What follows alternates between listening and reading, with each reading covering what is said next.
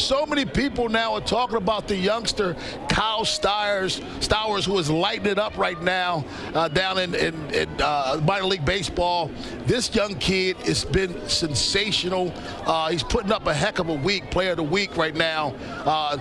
480.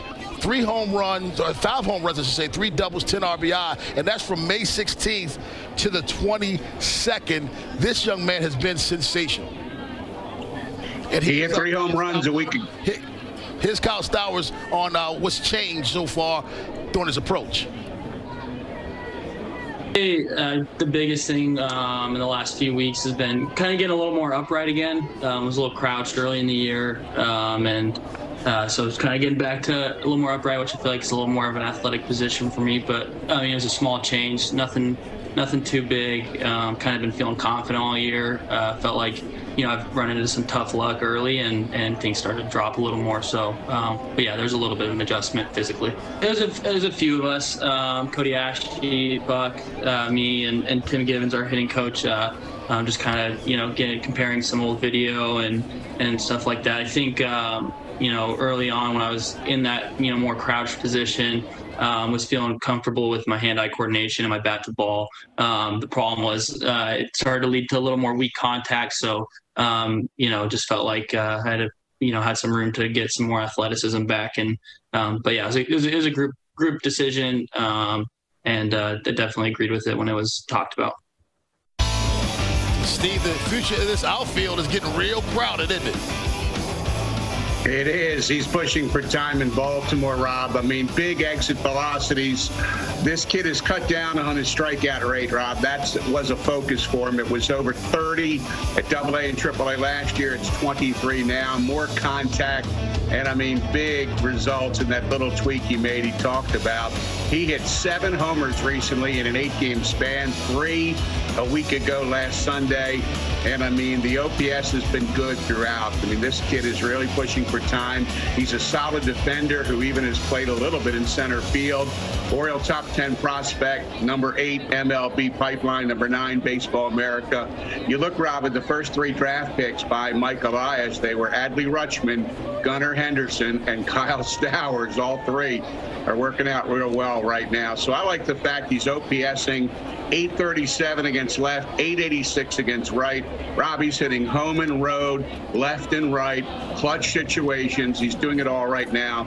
And he had a big year last year when he was co-player of the year with Adley Rutschman. So more of the same from Kyle Stowers, who also has now become a player when the Orioles are ready to pull that trigger, who looks about ready.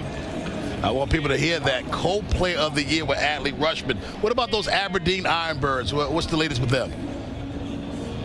They keep winning. They have one of the best records in minor league baseball, and I think a hidden reason for that, Rob, is stolen base success rate.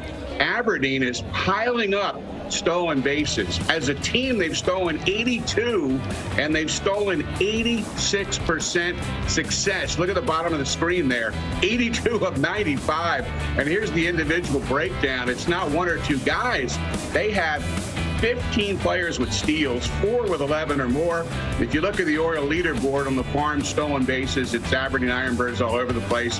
Dante Williams, Colton Cowser, Billy Cook, John Rhodes. I mean, some of these guys haven't been thrown out.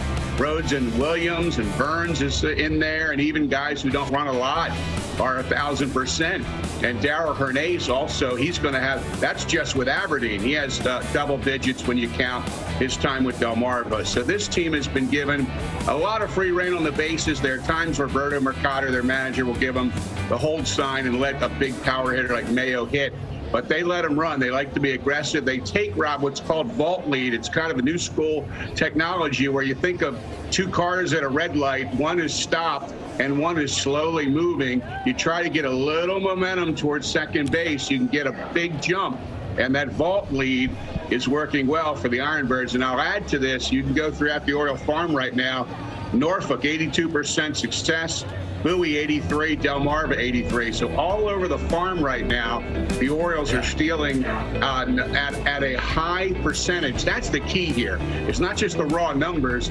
It's being successful 80% or more, which really can make a difference. absolutely make a difference, and we're seeing that in the major leagues as well. Tell us about the young pitcher from Delmarva. They have a 19-year-old, well, actually, I should say, as of Wednesday, 20-year-old right-hander from the Dominican Republic who's starting to make a name for himself, Juan De Los Santos. He was signed, one of the first signings by Kobe Perez, the Orioles director of international scouting, with money left over from the previous regime. He was signed in March of 2019 for just $25,000, kind of a late bloomer, they call him. And look at the numbers he's put up this year at Delmarva. This kid is throwing from 92 to 97. He's showing a plus slider, continues to work on his changeup. He's really, Rob, soaking up the data and analytics in addition. So he's got talent with his pitches, and now he's putting the learning process together with that. He's learning things like how spin rate can improve the movement on his fastball, give him the late movement he wants. And if you look at Oriole pitchers on the farm, Rob, 30 innings or more so far, he's fourth in ERA behind Grayson, Carlos Tavera, and Connor Gillespie. He's number one in that group in ground ball rate. So he's doing a lot of wonderful things at 20, Rob. You want those pitchers coming up and down the pipeline, right? You want them coming with Grayson, who's close, and then you want a wave behind him. And here's a developing wave of young pitchers. And so, again, that international for the Orioles starting to produce.